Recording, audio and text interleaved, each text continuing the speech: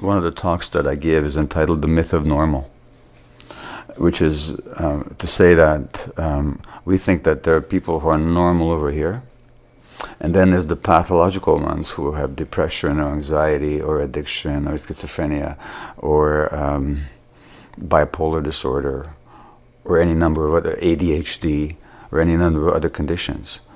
What I see is a continuum, that we're all on a continuum. These traits, to one degree or another, are present in almost everybody. And it's a mythology to think that there's the normal and then there's the abnormal.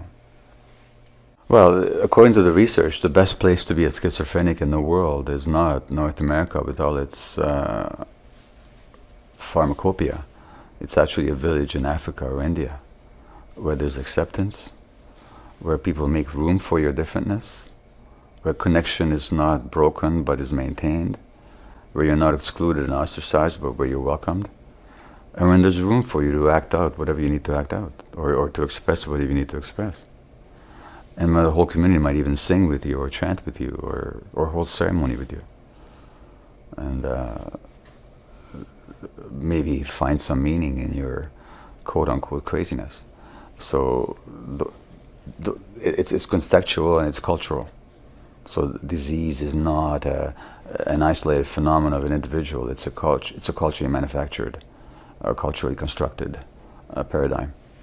So a society that cuts us off from our spirituality, that cuts us off from society by idealizing the individualism and by destroying social contexts, which our society does, which ignores our emotional needs, is going to be a society that generates pathology. And I think that has to do with the very nature of the economic system that says that what matters is not who you are, but how you are valued by others.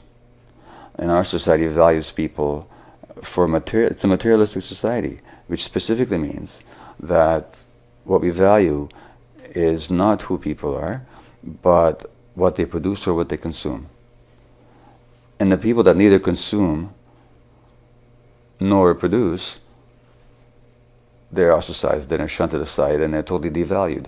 Hence the rejection of old people, because they no longer produce, and they're not rich enough to consume a lot either.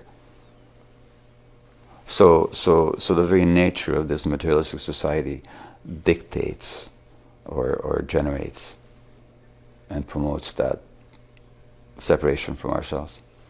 There is an intelligence, and I'm not speaking about a operative creature up there or out there somewhere doing things and deciding things, but there's an intelligence in nature and creation that if we ignore, we create suffering for ourselves and other people.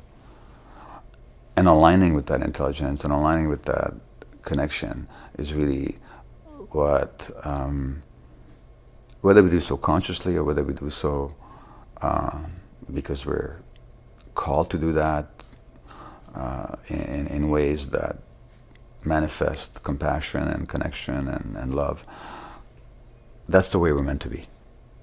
And so the recognizing that and the striving for it is what I call spirituality. The paths are many. Some find it through religion. Sometimes religion is an obstacle to that. In fact, often it is. But it may be a conduit to it as well, depending on who and how and where. It's what people are seeking. Many other paths that are not religious, but fundamentally there's this spiritual nature that if we ignore, we're actually ignoring an essential part of ourselves.